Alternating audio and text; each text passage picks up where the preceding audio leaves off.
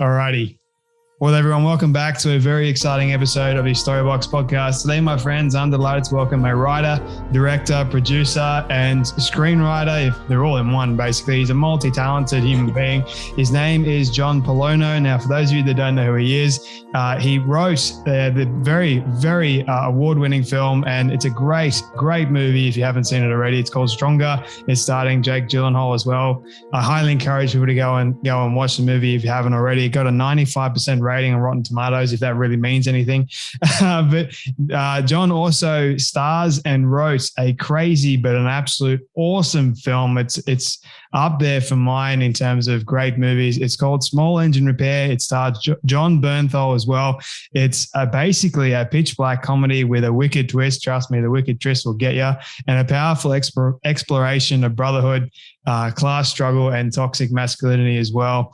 Jon, I can go on and on and on about your amazing achievements. You're actually writing another screenplay that's in the works. You're doing the untitled Hulk Hogan biopic for Netflix at the moment. So you got a lot of things going on. And I just want to say welcome so much to the Storybox podcast today, my friend.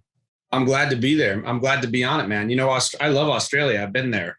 I feel real deep connections to Australia. One of my good buddies who originated the play, Josh Hellman, who's an Australian actor, who's very, very dear to me, is there right now. During the pandemic, he moved back. So is he in Sydney, Melbourne? Where is he? He's kind of where he grew up with, I think, is Western Australia.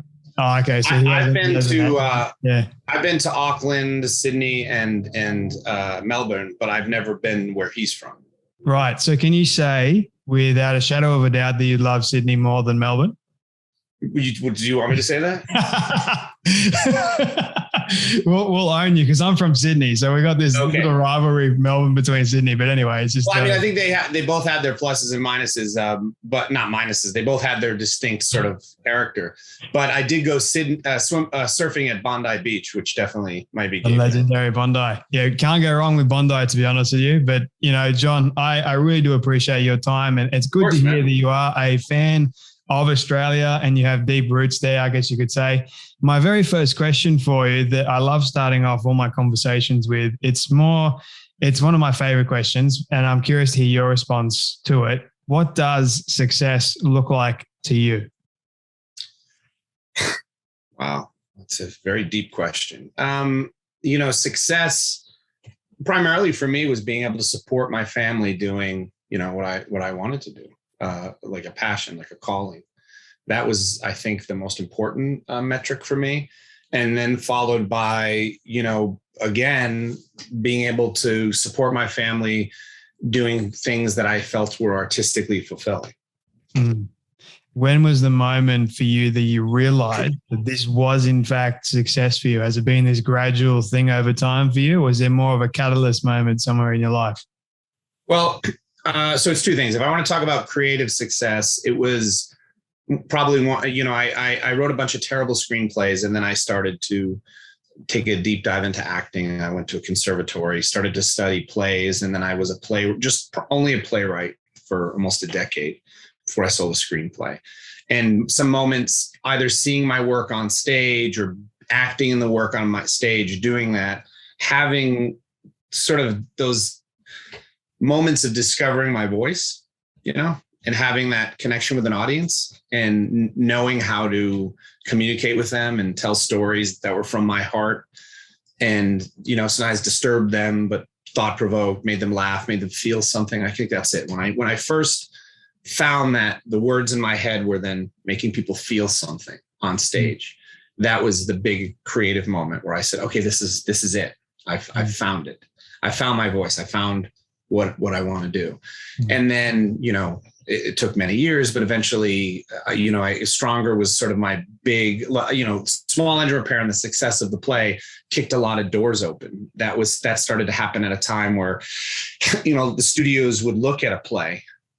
I was sort of at the beginning of that trend where they would look at a piece of theater, like a play, as a writing sample. And it's very cinematic and dialogue. And they felt, okay, what is that? So I started to then get material that seemed to echo that a little bit.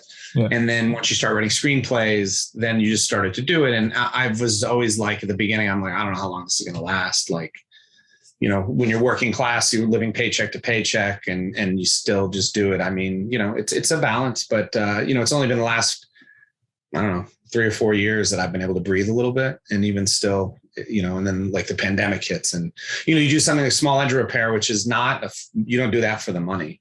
You do that for the artistic thing. And hopefully people connect and it moves the needle and you get to be in the driver's seat and see it. But for me, all of those choices, even a small engine repair, never got a distributor or whatever. If it just was, I know I learned so much of that. And I bring those lessons to me on the next thing and the next thing. And you have to constantly sort of evolve. But ideally, you can have a bigger canvas and support your family and keep doing stuff. I want to get to small engine repair in just a moment because it is a terrific film. You've written, I believe, like there are those films that sort of keep you engaged for the entire film. Like you just want to sit there until what's next. You keep guessing, and even like you don't expect things to actually transpire. You like 1 minute you're laughing, the next minute you're like, what the hell?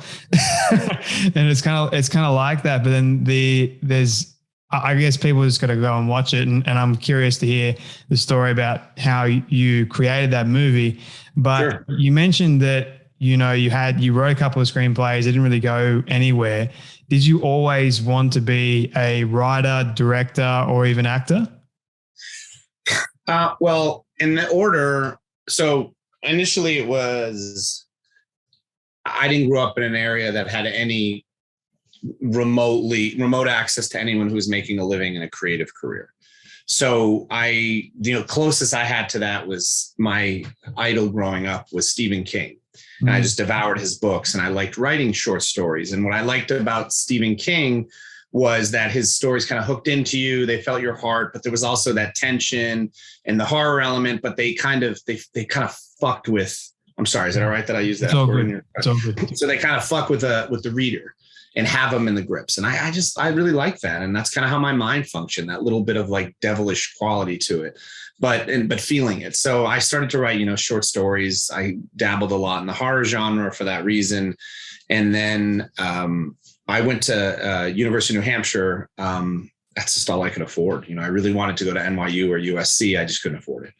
And then I saved enough money doing, odd jobs over the years to go to NYU for a summer course.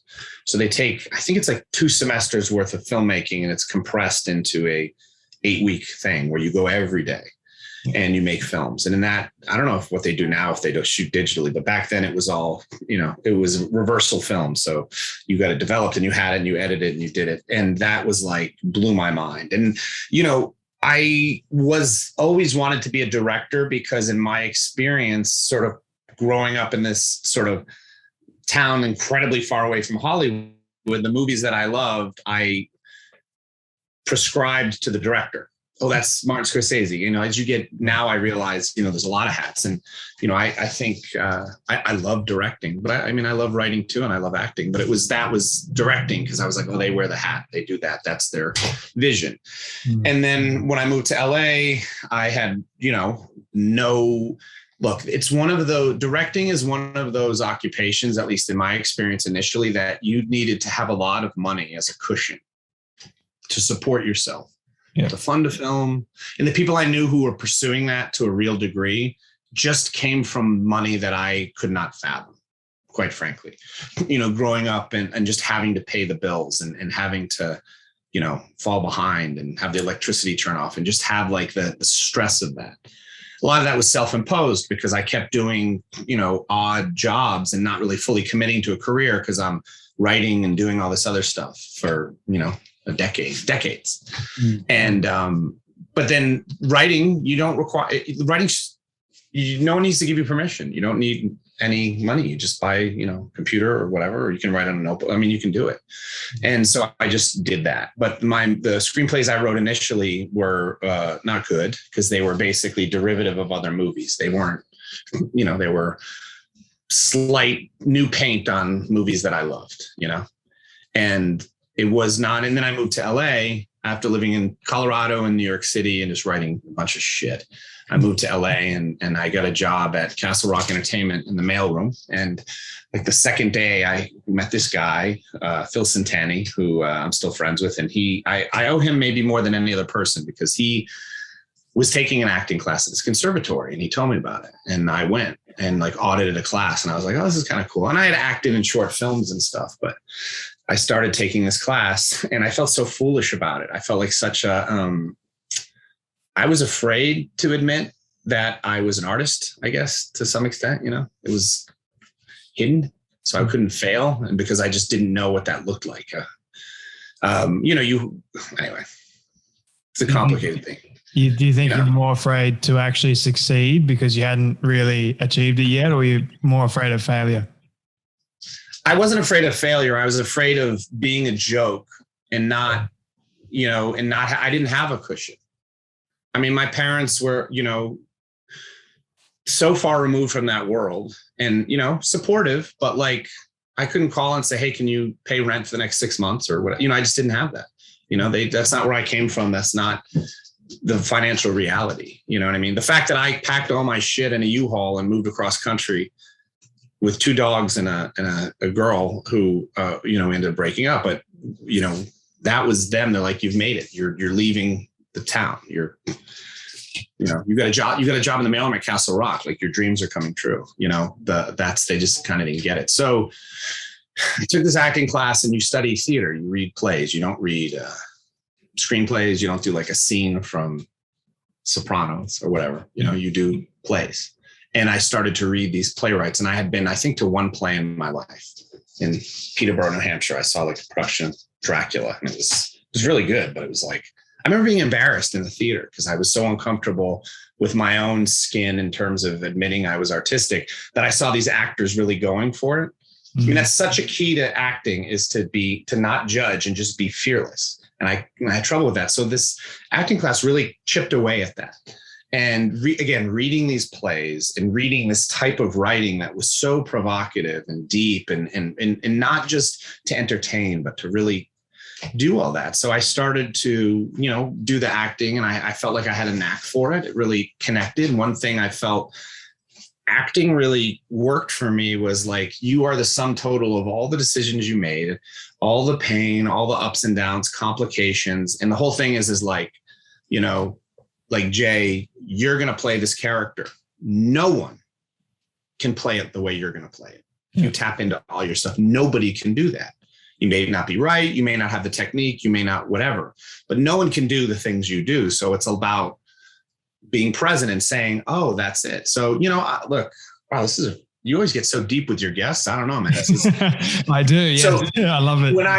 When I remember being, quite young and seeing Boys in the Hood by John Singleton, and it blew me away.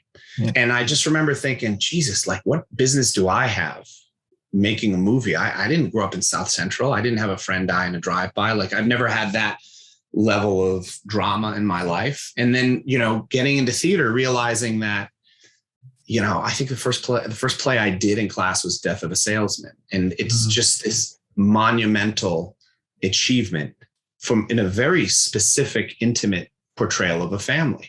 And I said, well, I know family, I know this. So taking a deeper dive into it, I finally found my own voice and wrote, at the time I was going to therapy with this girl and she, we ended up breaking up and it was really, really hard. And I had a hard time in therapy. So I sort of wrote a 1-act play. The first thing I ever wrote was like a brother and sister at their father's, it was a 1-act play. It was one scene.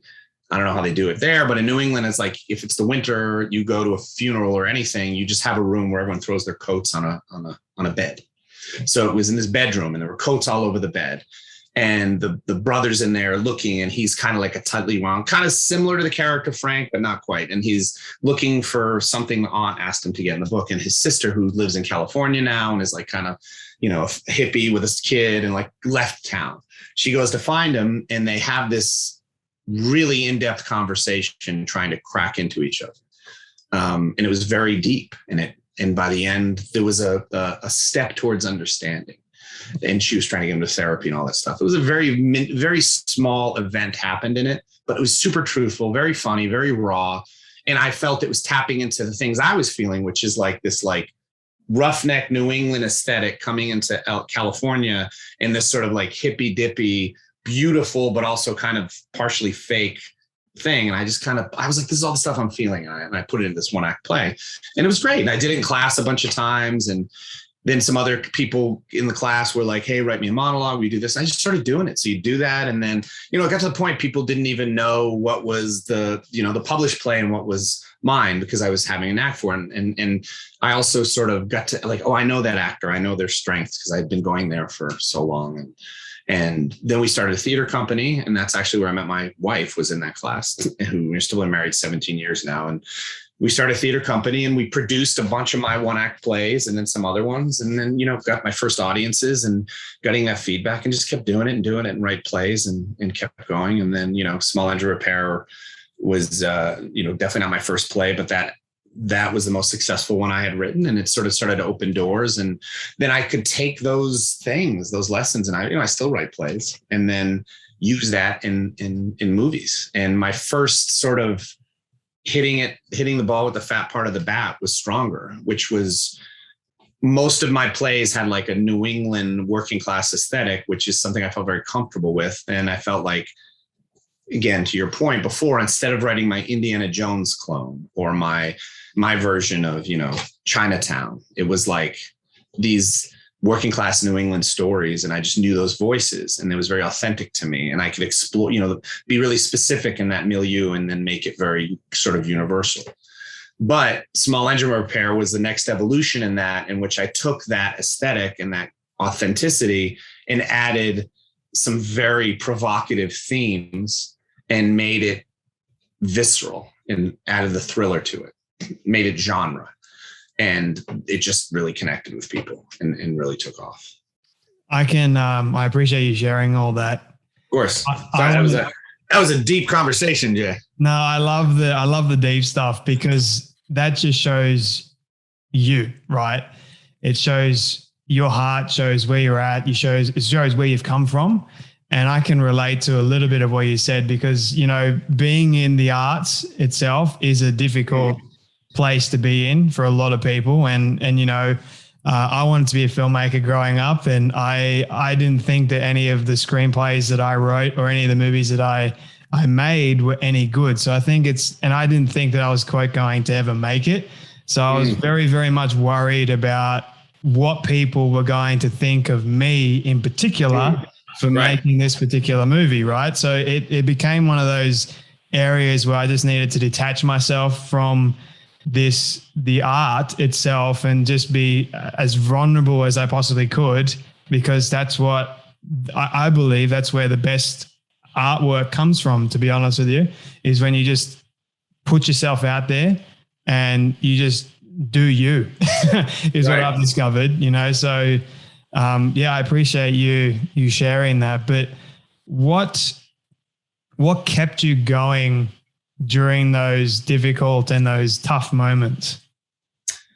Well, so, look, I kind of did it, and I was single and I was having a great time, but I was spending more effort trying to get laid than anything else for years, and had some great, girlfriends, had this and that, just having fun, just sort of living it up in LA. And then when I got serious with the theater company, and in particular with my wife, my girlfriend at the time, she was sort of that branch I needed extended to me, which was, you're really good at this. Let's do this. She had been acting for a long time. And even though she was quite a bit younger than me, she was like someone who kind of validated it a little bit at that key moment when you need it. And then, we got pregnant real quick. And then I had a daughter, and that suddenly was like the scariest, but the best thing to ever happen to me. And it was like, you have to figure out a way, like shit or get off the pot, like really commodify this or take it serious. Or not that I wasn't taking it serious, but I was like living different lives. I had my day job, and then I had that. And it was like, okay, how I'll always write. It'll always be part of who I am. But if I really want to provide for my family and do it. So then I just started to go like another level. And, I was working, even when I got Stronger, I had a couple of jobs. I mean, I was working a bunch of stuff, to pay the bills. My wife was doing this, I was doing this. And then the baby came and my wife's taking care of the baby because, it's rubbed when you don't have enough money to hire somebody to take care of the kids. So your dog, she stayed home and took care of the kids because if she goes and makes money doing something, it's just going to basically pay for the thing. So a lot of people have that issue in LA and everywhere, I'm sure. And then, I just kept doing it and then, juggling, and then stuff started to click and I just would work my ass off on any given thing that it was. And it's still, it starts to build and to build. And then, I'm doing a lot of really cool screenplays and like a really good writing assignment, sometimes rewrites, some stuff, like working as a working in-demand screenwriter. And then again, I felt that itch of, small engine repair was something artistically I want to take a shot at. And I got to do it now. I'm not getting any younger. And I want to move the needle of the career and see what happens. So, we went all in and, Jon Bernthal was probably this sort of second part of the equation. Because when I met him doing the play in 2011, he was like my wife, like someone who I'd met who was like, that dude was like, dude, we can do this. And he's like, you can do this. Like, he's just one of those friends who makes you feel like you can do anything. Like he has that energy about him. And that's very, it was a beautiful thing. And so I've been very lucky in having those different people. And, I have just built a community. Theater, the best thing theater did is give me a community of support and like the people I talk to every day. I just got off the phone as this was starting with one of my best friends is a writer, Kemp Powers. And he had a great year last year. He did One Night in Miami, the play, a year after Small Engine Repair at our theater company. And he and I have worked on stuff together. And then he had this crazy year. And, we just had a screening of Small Engine Repair on Friday and he was there. And it was just like, hey, bro, we did it. Can you believe we're doing this? And you just surround yourself with people like that. I think not to zig and zag, but a lot of times when you have younger filmmakers or writers, they're like, well, what do I do? Do you have advice? And the best advice that I can give is it's your peers that you need to focus on. It's not finding that person to discover you and give you permission. The way this industry works is like, once you're firing all cylinders, they're like, oh, can you do that over here? It's your peers. And then you guys all help each other. And then, then you're making shit with each other. You're making connections, you're making calls, you're giving advice. You know what I mean? It's not, it's just a different thing. I think a lot of people maybe lose sight of that sometimes. Yeah. Because when all the stuff is gone at the end of the day, all the stuff that you've created, what's left? It's you and the people that you are hopefully still friends with, Relationships are the most important aspects of life, to be honest. That's what I've realized with doing this. It's more about who you know than what you know half the time. And it brings me more fulfillment when, I'm being in service to a friend of mine than I am being in service to myself just to get myself ahead, if that makes sense. I want to help as many people as I can and, just be real and be authentically me, but do the things that I love to do. I think I'm going on a little bit of a tangent here, but. No, you're right, man. I got to say that, it's a great character trait. I would say the healthiest, most successful people that I know that I work with are very happy for other people's success. Yeah. They enjoy other people's success almost as much as their own. They're really happy. They're not bitter. They're not negative about that. And that's not easy to do. That's like, sometimes it's a choice you make, and it's hard, even look, this releasing a film during COVID, it's a fucking roller coaster, man. And it's sometimes hard to not feel a little sorry for yourself, to be like, oh, what if we, I really wanted that festival experience. I wanted to travel a year with the film, going to festivals, talking to people about it. And, we couldn't do that with the pandemic. But by the way, there's people suffering infinitely worse, but you have that feeling. And then you have a good friend who's like, listen, man, you made a movie and you made the movie you wanted to. Everything else is bonus. Yeah. And you only get that with somebody who's like content and healthy and like, doing what I guess that's what I think I'm trying to aspire to be.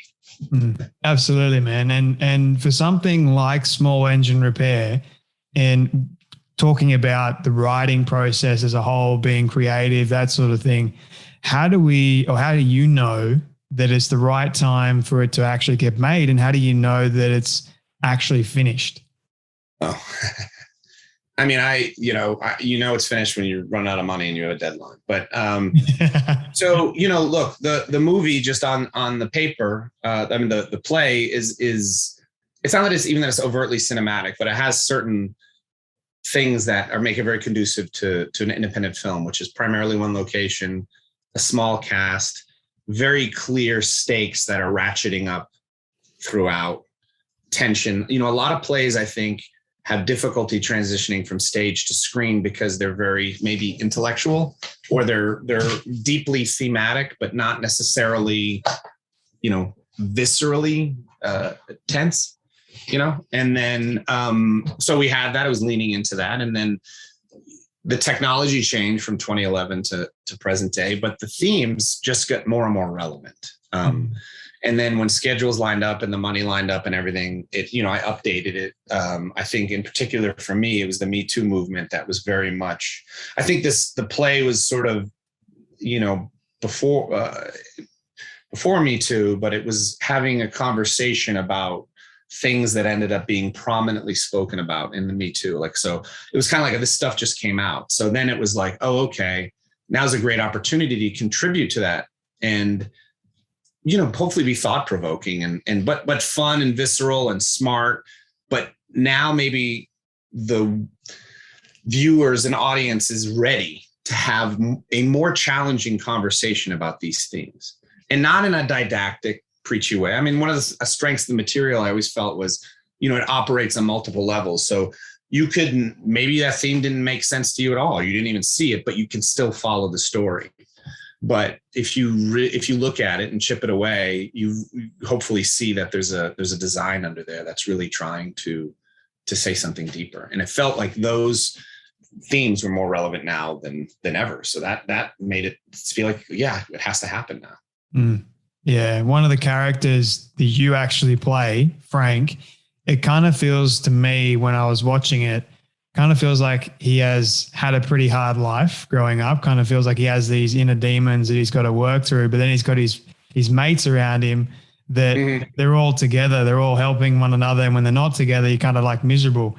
But then when you bring each other together, even though you have those times of arguing and like there's these comedic moments and then those tension moments, it kind of just like it just works, to be honest. But I'm curious, like how did you go about creating a character like Frank? And do you resonate with Frank a lot?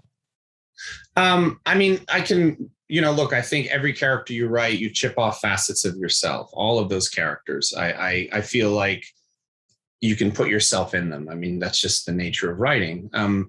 Those three characters are really one character, and they're sort of divided into things like, they all exist sort of orbiting each other. So if this one goes here, that one has to go there. So it's really was an interest, it's like an exercise in the unity of opposites to some extent, with them all orbiting around a certain facet of male behavior in regards to women. And, having my daughter was no pun intended, the engine behind the emotion of it and the what if scenario of it and all that stuff, that emotion you have when you have a child, especially a daughter. And when you're a guy and you're aware of sort of the world that she's entering, even though the landscape of that is changing, it's very potent stuff. And then, it's just creating characters that were so fleshed out. And look, the Small Engine Repair as a play initially was, an exercise. It was like, I had no idea I'd make a movie out of it. I had no idea it'd be the hit it was. I just kind of let those characters run with it. And I let the inmates run the asylum to some extent as the writing commenced. The ending I thought that was going to be in the play changed drastically as I was writing it. And I realized, well, wow, this is more what they're kind of telling me what it is. And, the cohesion of the piece and the conflict and everything, what it was really about. So that's how that play. I mean, I've written a lot of plays. That's how that one particularly came about. But I always try to start from character and situation, and then therefore have the situations amplify those character traits. And, if you made, so these are maybe not these guys are very flawed characters. And then when you give them a very, very difficult situation that I think anyone would say, oh shit, what would I do? Maybe they do the same thing. Maybe they wouldn't. I don't know. But you want to create a plausibility in that. And then look, because of the experimental, almost provocative nature of theater, especially late night theater, where this originated, it was very much trying to have a story that seemed like it was one thing, and then literally, actually have the camera turn and face the audience at the end. So that your reaction, whatever it is, on this visceral primal level, maybe you're walking out the theater and you should talk about it. And what is that saying? What is the intent of the piece? So I want to do that. And look, that's kind of experimental. It really resonated. And certainly doing that in a movie is very, that's why we didn't make a $10 million movie. That's why we made an independent movie, so that it could really do that. And some people get offended. Some people get it. But if it connects with you, it knocks you out of the park. It knocks you out of your socks. And the only way you can do that is if you take a really big swing and take a chance. I think. Yeah. I love movies that make you think all the way through. And man, did this movie make me think. And I'm not just saying that like to boost your ego, but it really did make me think. There are a lot of themes in there that I sort of started questioning. I mean, even the Red Sox story, I mean, the fathers, I mean, that was heavy hitting, because, like nowadays you wouldn't, like as a young kid growing up, you hope that you wouldn't experience that sort of abuse from your own father, right? And I don't want to spoil too much for my audience. They got to actually go and watch the film, but it was just like bringing out a lot of emotions for me, like watching it. And I wanted to actually speak to someone about the film after I finished watching it. But I was like, hey, I'm speaking with the director and writer tomorrow, so why not? I'll hold off a little bit. But like, I've always been fascinated, like how in the world does a movie like this actually get made? Like, did you face a lot of obstacles to actually get a movie like this made compared to a movie like Stronger? Well, Stronger was made at a studio. It's a significantly higher budget level. And I mean, I hate to say, I feel like the movies like Stronger are getting rarer in this day and age to make, which is, the whatever, $40 million drama. I mean, they are, but it's just not as often. This is a different kind of thing. It's, like I said, I envisioned it more as like a provocative festival movie. But as I said, that landscape was hit pause. But, at the end of the day, there are a lot of ways to get movies to audiences now. I mean, we're in movie theaters right now, but sadly, people just aren't going to movies. I don't know how it is in Australia, probably more. Nope. Yeah. Yeah. Just people are. Yeah. So, you have some of that, and then, it goes on demand and it gets out. And, the fear I have is that this is a movie that you have to actively watch. So many movies now are made as sort of, background noise, kind of pleasant, you have them going on and you do other stuff. And I mean, you really just won't enjoy this movie unless you listen. I think it doesn't pander to an audience. I think it's funny and gritty and raw, but to really get the most out of it, you kind of have to listen to it. Yeah. And I don't, for some people that's asking a lot, sadly, but again, we knew we were making an piece of art that hopefully, people will continue to find and enjoy. And look, again, this is a rare situation that the material is battle tested. I mean, it more than once after the show, I had someone come up with me from, say, Australia. And I mean, I swear to you, this actually happened. A woman went up to me and she was like, there's a small engine repair shop or two in every town in the world. And she's like, that's just like my dad and his friends in Australia. He's got a shop. It's not a small engine shop. It's a motorcycle shop, but they do this. It's the same thing.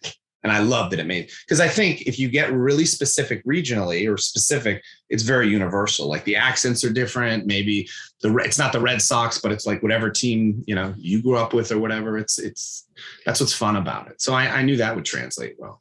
Mm. It did, and I really, really enjoyed it. And like I was saying to you before, I love those movies that make you think, and I really believe that, because those are the ones that I wanted to make growing up. I kind of got sick and tired of, the action movies, they're good. to an extent, but they're those mind-numbing ones. I mean, they let you think to like a surface level, but I want to go deeper. So I want those movies that you make that actually get to the core of certain topics and issues that you walk out of the cinema, or, you know, for me, I was in my bedroom or in this room when I was watching it, that make you want to question your own understanding of the world and issues. And that's good. I believe that is needful today. And I think that Hollywood has kind of got this model that kind of makes a lot of money and they're sticking to it. So why would we want to spend money on this if it's not going to make this amount of money? You know what I mean? Like, it's just, and I think it kind of, there's that fine line, right? And I wanted to always change that fine line.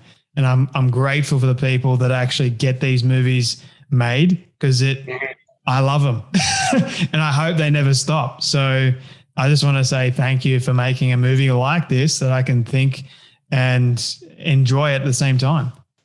Well, thank you, man, for getting the word out and being a connoisseur. And I think, I don't know. I think we're in a weird moment, you know, who knows how things will land after, but, you know, we're always going to be making movies and, you know, in art and theater and you know, theater is the oldest art form, if you think about it. Yeah. And it's not going away. It just shifts and changes. And now there's some unbelievable storytelling on TV, you know, it's all out there, but, I think the movie industry is in a weird transitional place. So we'll see. Mm-hmm. But, you know, I hope the industry will continue to make challenging, you know, lower budget movies that take a chance or are more thought provoking. I mean, those are the ones that stick with you. And, you know, I'm not going to shit on Marvel movies because I watch them, but not everything can be that. And I mean, I really enjoy them.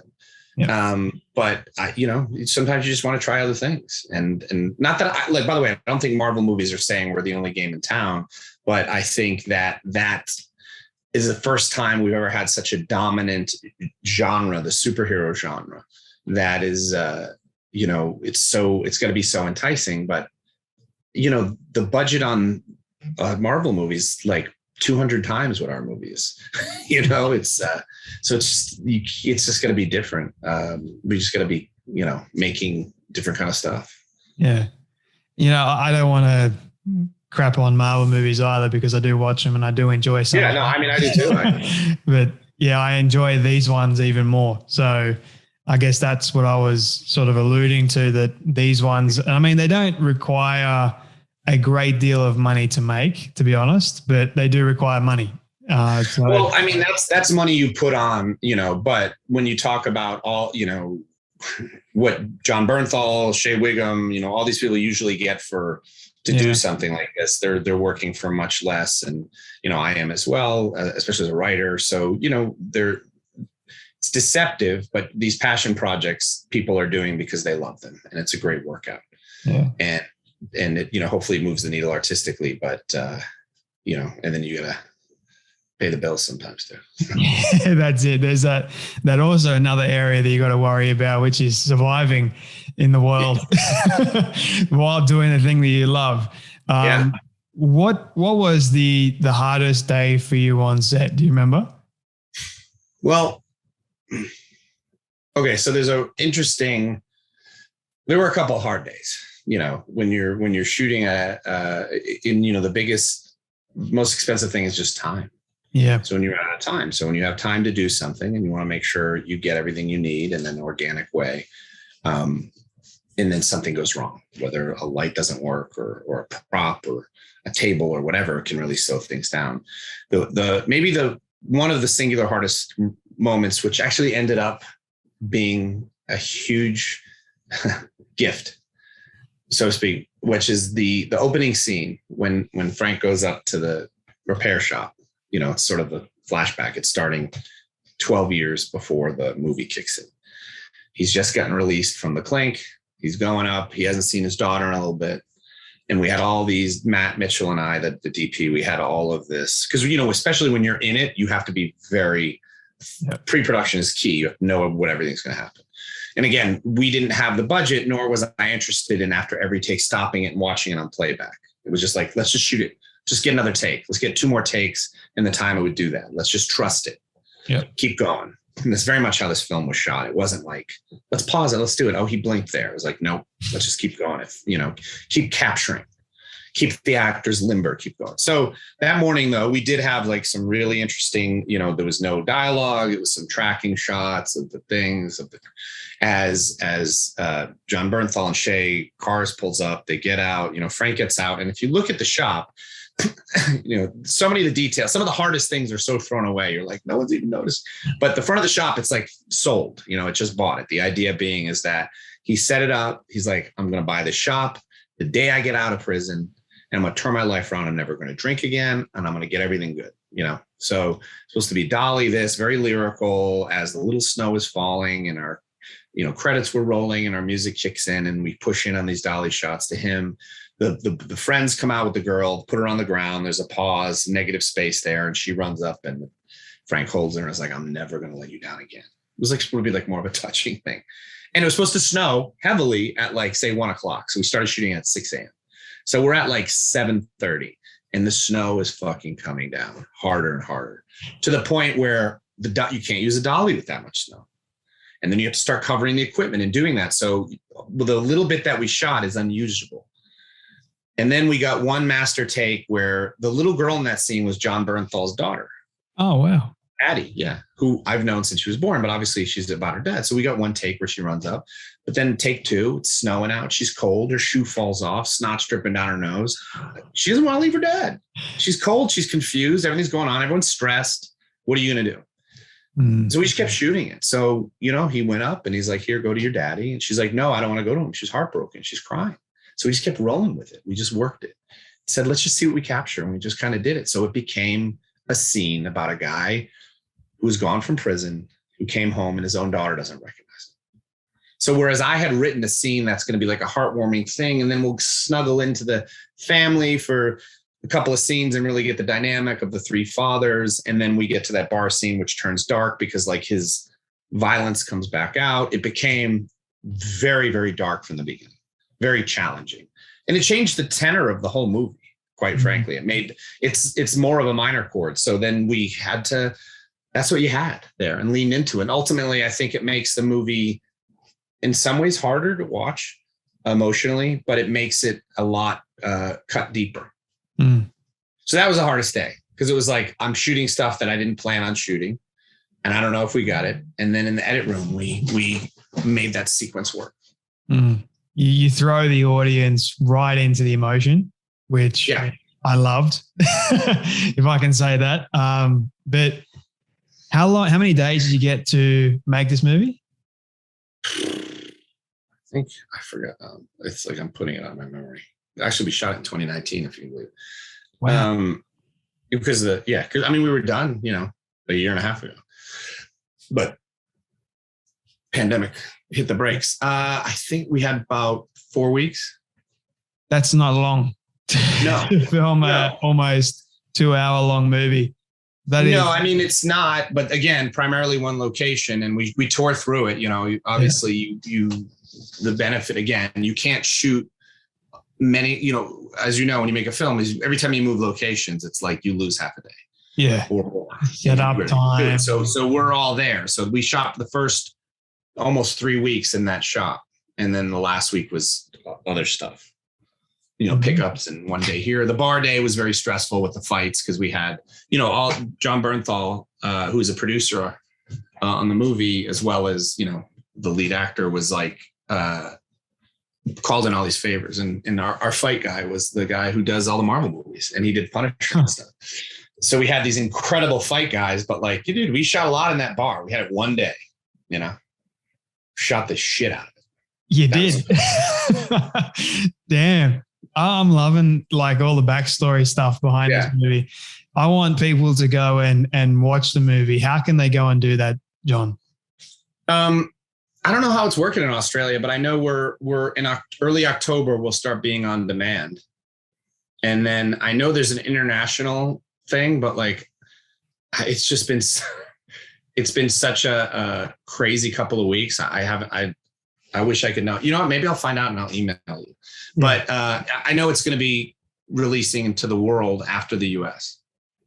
So, mostly streaming in this day and age, people will be able to, before it ends up on like a permanent streamer, it'll be like an on-demand thing for a while. Again, I don't know. I mean, the paradigm is changing so much, Jay. You know that. It's like, it used to be that a movie ran for 6 months and then maybe, that holiday it's out on demand. Now they're doing it much tighter windows because that's just the nature of things now. Yeah. I hope that people do actually get to go and watch this in the cinemas. Like when we, here in Sydney, Australia, when we do eventually open back up, that's my hope, because it would just be, it's kind of like one of those cinema movies, like those, especially the indie ones, the small tight knit ones. But yeah, definitely email me when it comes out, and then I'll let my audience know where they can go and watch it. And I will, because man, I get to see it. I saw it in LA on Friday, the great audience, and then I went to DC and watched it because Jon Bernthal's shooting out there, so I went and watched it with him. And it was a full house, and it was because we just told people, hey, come check it out. And it's meant to be, it's a roller coaster. It's designed for an audience. So, I mean, even if you watch it at home, get a couple of, buddies, at least get a group of people, because it's just fun. It's fun to see what people laugh at, you know what I mean? And what people applaud. Like, it's so different between LA and DC. DC was a very like street justice crowd. It was really fun. Well, can I just like to play with? Can I just say again, congratulations for creating this kind of movie. I mean, you should be very, very proud. I mean, I'm proud of you. I'm proud to thanks, buddy. Get to actually interview you and hear more about it. My final question for you, Jon, this is my all-time favorite question I ask everyone at the end. And I know that you are a filmmaker, so I think you're going to appreciate this question. But I want you to imagine with me for a moment that you've been able to reach the age of 100. All your friends and your family have decided to put together a film for you of everything you've ever said and everything you've ever done. Don't ask me how in the world they got it all. Just call it magic for the sake of argument. But they've been able to get it and show it to you on your 100th birthday. What do you want that film to say and to show about your life? Wow, that's a really good question. I mean, look, I think to me, the most important thing has always been, so here it is. It's sort of a two-part thing. I feel like the artistic side of me, the filmmaker side of me, it was necessary for me to express myself and really be who I feel like I'm meant to be. And that journey was necessary so that I could be all I can be to my wife, to my kids, to be that. And, I think honestly, it's the friends and the family I'm around that matters the most at the end of the day. And, they don't love me any more or less because of that stuff. But I just don't, I feel most alive when I'm doing what I love. And it's really, really that simple. And that gives me the capacity to love everybody else even more. But I think on that, I just want to, tell good stories. That's all I've ever wanted to do. And I feel like I've done that, and I have a lot more to tell. But at the end of the day, it's really, in the best, I'm at that point that when something wonderful happens, I want to go hug my kids and my wife. When something scary happens, I want to go hug my wife and my kids. And I think that that's the way it should be. You know what I mean? So I keep going back to that. It's a perfect send-off message. Jon, thank you so much for your time, your creative artwork that you're putting out there in the world, and great stories. We need more people like you. So thank you for today and for joining me on the Storybox podcast. All right, Jay, have a good one, buddy.